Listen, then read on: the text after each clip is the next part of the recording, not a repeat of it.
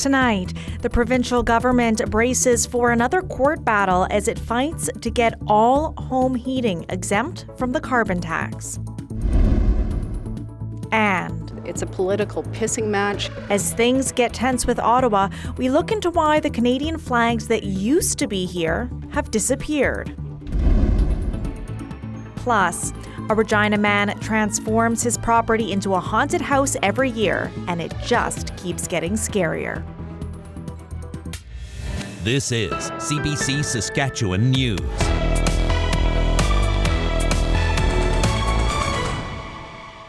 It's Tuesday, October 31st. CBC Saskatchewan News starts right now. Hello, and thank you for joining us. I'm Natasha Lipney in for Sam McCaig this evening.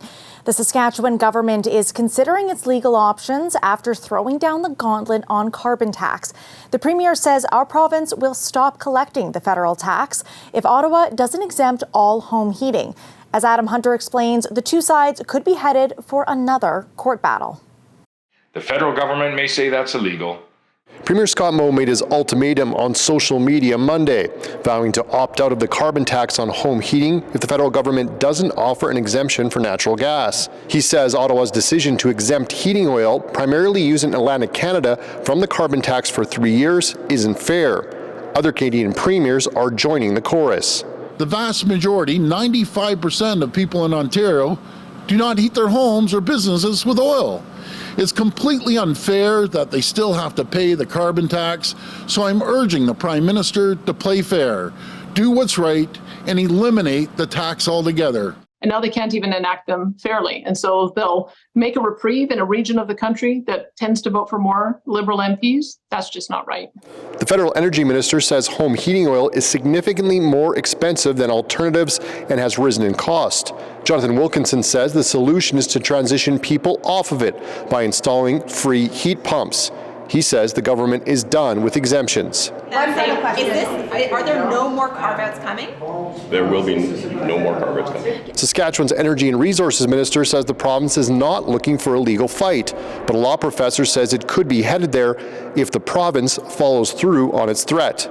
I'd be surprised if there is a get-out-of-jail-free card on a piece of legislation. The Premier may not like the legislation. He may not certainly like how it's being administered, but that doesn't give you an opt-out clause. So for me, this is probably more political rhetoric than it is a sustainable legal position. The minister responsible says the government is exploring how it can protect Sask Energy from any penalties for non-compliance. It will not be our intention to proceed in a manner that would put individuals at Sask Energy, whether that be the officers or the board members, in legal jeopardy over this. Last year, Sask Energy remitted $172 million via the carbon tax to the federal government. Ottawa sends funds generated by the tax back to consumers through rebates. Adam Hunter, CBC News, Regina. A Saskatchewan couple says their cancer scare was made worse when the province's only PET scan machine shut down. Morris and Ella Eagles visited the Legislative Building today. Ella was booked for a PET scan in September to check her lungs for cancerous tumors, but the machine wasn't operating due to a shortage of a special serum. PET scan machines check for cancer, heart disease, and brain disorders. Because of that breakdown, that period of time, there were now 150 people on the waiting list to get the PET scan done, which was totally unacceptable. And the PET scan folks themselves were basically working overtime on weekends to try and catch up on the backlog. Morris's wife has now received her scan, but she still needs more tests. The health minister says they're looking to add a PET scan in Regina and to hire more radiologists.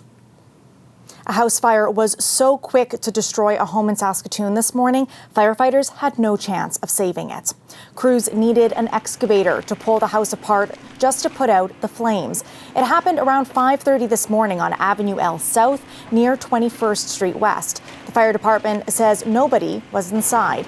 The extent of the damage means the usual fire investigation cannot be done. Anyone with information is asked to call Saskatoon Police. Be moved by the Minister of Labour Relations and Workplace Safety With Bill number 138 be now introduced and read a first time, it's a pleasure of the Assembly to adopt the motion. Carried. With that, firefighters are now a step closer to better cancer coverage. Several were at the legislature today for a photo op to mark the occasion. If passed, the law would expand the number of cancers recognized by workers' compensation. In the past, firefighters received presumptive coverage for 16 kinds of cancer. That would increase to 22, the broadest coverage of any province or territory in Canada. The provincial government says it's working with school divisions to help them get up to speed on our new flag law. It requires all schools to fly the Saskatchewan flag beside the Canadian one. But as Pratush Dayal reports, the Canadian flag has been missing from some key areas of the legislative building for a while. This room at the legislative building is where Saskatchewan's government makes announcements and answers questions from the media, historically in front of both flags. But the last time the Canadian flag could be found here was in November last year. So far this year, the flag has been missing. When we presented that to people on the streets, most were confused or critical. Well, we're no longer part of Canada? That is weird, yeah. I don't know, I think they should put it back. It's also some provincial saber rattling and trying to, reiterate the importance of our allegiance to a province rather than the nation, which is also a bit of a political move. Seems weird, yeah. Without Canada, there isn't Saskatchewan. Without Saskatchewan, there isn't Canada. I'd like both flags. The Canadian flag is flown in other areas of the legislative building. The province will not confirm when exactly it removed the Canadian flag from the radio room. The Executive Council says the flags are adjusted for each event in accordance with flag protocol, which outlines which flag is given precedence. The opposition says it's a divisive politics. This style of politics, it's a political pissing match. It's tiresome. The flag was also missing in radio room after last week's throne speech. Last week I wasn't really thinking about what flag was behind me. I was focused on answering the questions that were asked of me. A political science professor says this reminds him of nearly 2 decades ago. That flag will be gone. That flag will be gone. When Newfoundland and Labrador's Premier Danny Williams ordered the removal of Canadian flags in 2004. So that's the parallel that comes to my mind, except the odd thing about this case is we haven't seen the big announcement, right? It's been more subtle, and if you're trying to use the flag for political messaging or to make a big play, you tend to make it obvious what you're doing. Daniel Westlake can only speculate, saying if it's not accidental, then perhaps it's a subtle way to build Saskatchewan's identity or a symbol of frustration toward Ottawa. Pratish Dayal, CBC News, Saskatoon. The man who finished second in the last election to lead the Assembly of First Nations is running again. Reginald Belrose is the former chief of the Muskowgan First Nation in southern Saskatchewan. He made the announcement this morning at the Whitecap Dakota First Nation near Saskatoon. We find ourselves in unprecedented times. We're fighting for jurisdiction over lands, over natural resources, and the rights of First Nation children and youth. All of these reasons and more are why I'm standing here today, why we continue to show up, never give up as First Nations people. Belrose has served as the chair of the Saskatchewan Indian Gaming Authority for the past 8 years. His priorities include a national gaming strategy and economic development, as well as addressing landfill searches and deaths in custody. He's the second candidate to declare from Saskatchewan. The first was Federation of Sovereign Indigenous Nations Vice Chief David Pratt. Regina could set a new record for the number of fatal drug overdoses in a single year. Acting Police Chief Dean Ray shared the grim statistic at today's Board of Police Commissioners meeting. From January to September, 114 people died from drug toxicity in the city. That makes it the deadliest first 9 months of a year since 2018, when local police started keeping track. Ray says this is an issue police can't address alone. Challenges that we're experiencing are quite frankly alarming for us, but as a police service we want to make sure that this is actually a health issue and health comes to the table and health helps us solve this problem. So that's where we ultimately are. This needs to be a collaborative approach, a community approach where we're all working together to solve this problem. With 3 months left in 2023, Regina is already on track to see more drug overdose deaths than last year. It's part of a trend we're seeing in cities across the country. And then we'll do the Screaming Queen. Is that a witch, a mad scientist, or a teacher today? 30 schools in Saskatoon got a special delivery of dry ice so that classes could run spooky-themed demonstrations. The gurgling beakers and colorful bubbles were a way to get students more interested in STEM. It was the largest single-day science event for Saskatoon public schools this year. Stay with us. We'll be back after the break.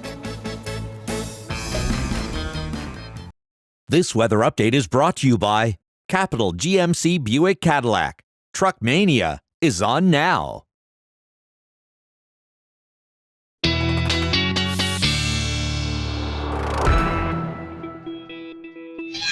Welcome back. Weather specialist Ethan Williams is on the hunt for the perfect scary house this Halloween. And it looks like he's found a spooky display, especially from what I can hear in the background. Hello, Ethan. How is it going? Hi, Natasha. I appreciate your effort in dressing up there as well. But yes, we are here at the Spicer Scare House in North Regina. And boy, things are getting rowdy. The people have lined up here. The first haunt here starts at 6:30. And we are going to give you a little preview of what you can expect a little bit later here. This is just the start of it. This is just the front yard. Wait until you see the back. But first, we have some spooky statistics from our weather tonight. This first graphic that we'll show you now is the chance of seeing a white Halloween. Of course, we do have snow on the ground in Regina, and the criteria here is to have more than 2.5 centimeters on the ground or more than 1/4 centimeter of new snow. In Regina, we usually see about a 10 to 25% chance of that. Saskatoon, about a 25 to 50% chance. And actually, Regina, we do qualify for a white Halloween this year with 7 centimeters on the ground. The last time we had one, you see there, in 2019. Saskatoon, we are just shy of that this year. Last one also 2019. But we have seen the clouds build in with a little bit of warm weather that we saw today through the province. That sunshine going away, and outside right now it is a little on the cloudy side. But hey, if you're going trick-or-treating at the moment, you have some pretty decent temperatures to contend with, low to mid-minus single digits. Some places even still close to the freezing mark at this time. And what is really nice is that we're not seeing any of those winds out here. So there's not much of a wind chill to contend with as we head through the evening and really overnight tonight as well. Now, these clouds probably going to continue to stick around as we head into tomorrow. Maybe some clearing in central and northern sections, but things cloud up again as a bit of a system moves in on Thursday morning. The remnants of a system from BC could even bring a little bit of rain showers on Thursday later in the day to the far southwest, and things will finally try to clear out on Friday as an area of high pressure moves through, but it will definitely struggle to do that. Now, I mentioned the winds, and they are going to be staying on the lighter side, thankfully, these next couple of days. Maybe a little bit breezy in the north of the province tomorrow, but overall, we're seeing those gusts generally in the 20 to 30 range in the north, and they will not be very strong at all as we head through south and central. 7-day forecast in Regina shows a little bit of a temperature roller coaster here. The sunshine may be a little more generous. I've given it a little more sunshine in Regina than I think we will end up getting, but temperatures will stay near the freezing mark before things cloud over as we head into the weekend, and another chance of flurries or maybe even some light snow.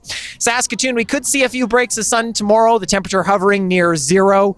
And that is pretty much where it will stay as we head through these next few days here.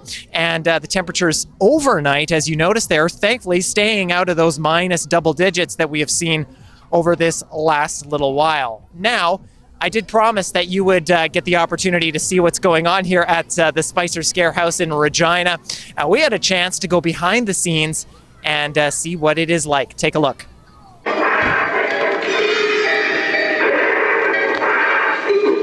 I'm kind of known around the house to just be scaring the family members and just always looking at cool new Halloween things and always wanting to go to new places to check it out. So about 9 years ago when I started this, there was another haunted house in the area, and that one actually closed down.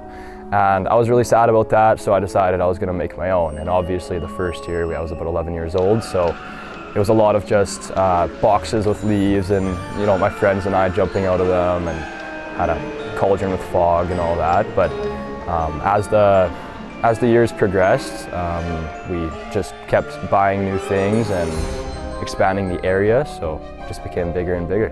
Luckily, my mom owned a dance studio before, and she had a lot of extra props, like all this material in the garage, and it really helped put this thing together too. Obviously, it takes a lot of help from my parents and family members to put it all together and create that experience for everybody, but just like realizing that like I started this and it's grown into something massive, and all these people coming out laughing, crying, screaming. It's just so fun, but everybody who comes out, they enjoy it, they love it. Maybe not initially, but at the next day, they're always so pumped that they made it through, and it just makes me so happy. You can expect to be scared. Time to run. I hear them coming. There may or may not be clowns.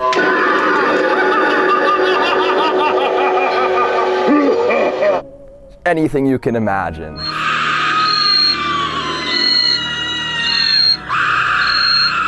No spoilers, but it's kind of up to you to come and see for yourself. Okay, so you've been warned, Natasha, but the good news is all proceeds at this event going to Bright Eyes Dog Rescue, and Riley Spicer saying he expects about 500 people to pass through the gates here tonight. Definitely a lot of people lined up now, Natasha. That's awesome. You know what? I'm feeling very thankful that I'm safe here in the newsroom after seeing that. Yeah, much better. Okay, well, thank you so much for that forecast, Ethan. You bet. If the thought of surviving a stroll through a haunted house like that is too much for the little ones, kiddos in Saskatoon had another option this year. The Western Development Museum transformed its replica 1910 boom town into a boo town for Halloween. Kids could explore the haunted exhibit for 9 hidden Halloween flags. We'll be back after the break.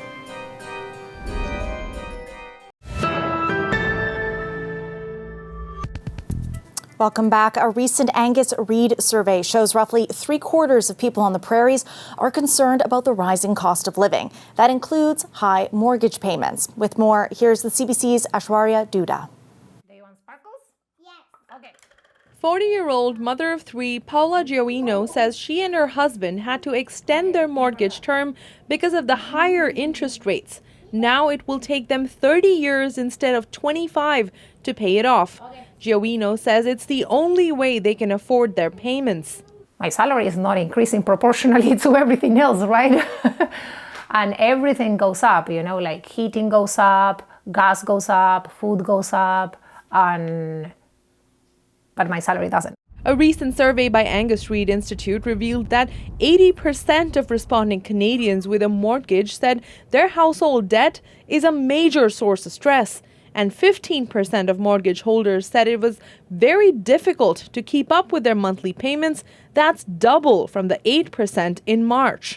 Especially when it comes to Canadians with mortgages, they're maybe potentially renewing their mortgage this year, and were locked into a fixed term that was a bit more favorable from 4 or 5 years ago, and now they're faced with much higher interest rates, which is causing a lot of pressure on them.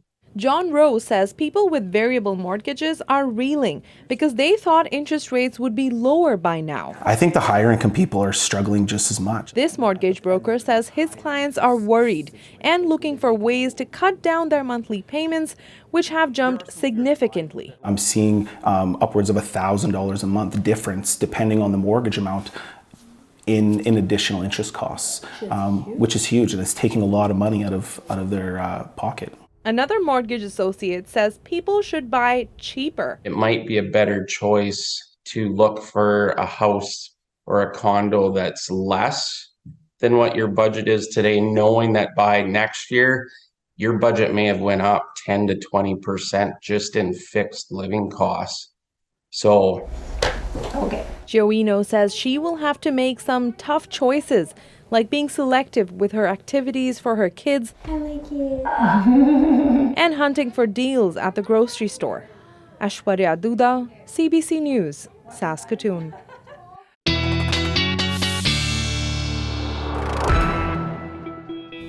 And we're headed back to the spooky outdoors for one last look at your Halloween forecast. Ethan, how are you doing out there? Well, Natasha, things are getting pretty exciting now. People starting to pull in, and I'm starting to get a little nervous as well. So let's take a look at our not so scary forecast for Regina tomorrow. We're looking at -9 by 8 a.m. Again, I think the clouds will mostly be sticking around, and then we're fully clouded over by the noon hour, but still temperature not too bad, around -3 or so. As we head into Saskatoon, we're looking at -7, and again, maybe a few breaks of cloud, but notice how light those winds are tomorrow morning, and that's a theme that'll continue into the afternoon. Again, maybe a few breaks of sun here and there, sitting at -3. And -3 will be the lucky temperature if you're in both Regina and Saskatoon tonight to go trick-or-treating. Mostly cloudy skies. We're sitting around the -3 mark, and the wind's fairly light as well as we head through the afternoon. And lots of people enjoying this very nice night out here, Natasha. Now, just a second, Natasha. I think we have a visitor who's joined us here. Oh boy. Oh no. Okay, Ethan, Natasha, wait, Ethan, I gotta send it back to you. Bring him back for the 11. Oh my goodness. It's so spooky, Please? Natasha, help. I'm probably not going to go help, at least not right away. I'll think about it. Here's our last piece. A 74-year-old Judo veteran from Saskatoon is competing at the World Championships in Abu Dhabi today. He's been involved in the martial art for more than half a century. He says mental strength is as important as physical strength. Everybody that goes is tough. It's like they're in good shape. I was surprised the first time I went to Europe to see these old people, how in great shape they are. I'm in good shape too, but I'm very non-aggressive. I love, come and fight around with people, and and I love the technical aspect, the how you can, if you find a problem, it's like playing chess. It started when I was in high school. I always liked it. I read an article. I used to read a lot as a kid. I read an article in the Reader Digest about Judo. And I asked my parents, but we were pretty poor, and my mom said, no, we can't afford that. But when I was 17 in high school, one of my buddies said, my cousin, who was a Marine, is teaching Judo. Are you interested? Yeah, of course I'm interested. So I started doing Judo on the back, behind my parents' back, And when I still was in Chile, I wanted to be at the Olympics. So I won a couple of nationals there. I was the first in my division, so I was supposed to be the one going to the Olympics. But then we had a military coup, and I went to prison because I was supportive of the previous government. I would like to fight as many times as possible before they say no more. That's it for us tonight. For news anytime, head to cbc.ca/Sask or subscribe to the CBC Saskatchewan YouTube channel. Ethan and I, hopefully, will be back with more local news at 11. Thanks for watching, and we will leave you now with some more sights and sounds of Halloween, and happy trick-or-treating.